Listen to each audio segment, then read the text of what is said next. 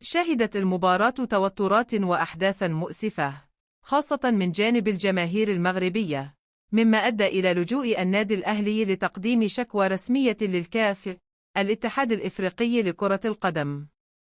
هدف الجيش الملكي جاء من ركلة جزاء في الدقيقة 35، والتي أثير حولها جدل بسبب شكوك في صحتها. احتساب لمسة يد على لاعب الأهلي وصفت بأنها غير متعمدة، ودخول عدد من لاعبي الجيش الملكي منطقة الجزاء قبل التنفيذ. هدف التعادل للأهلي سجله محمود حسن تريزيجيه في الدقيقة 69 برأسية بعد تمريرة عرضية من البديل محمد علي بن رمضان. أحداث جماهيرية مؤسفة.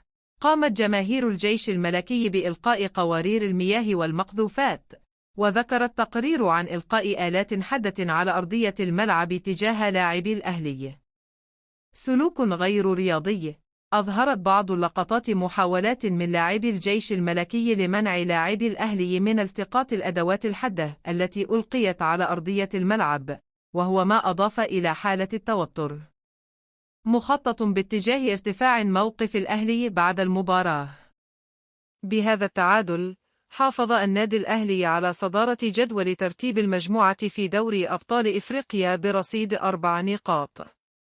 هل تود معرفة تفاصيل مواجهة أخرى سابقة للأهلي ضد فريق مغربي مثل الرجاء البيضاوي أو الوداد الرياضي؟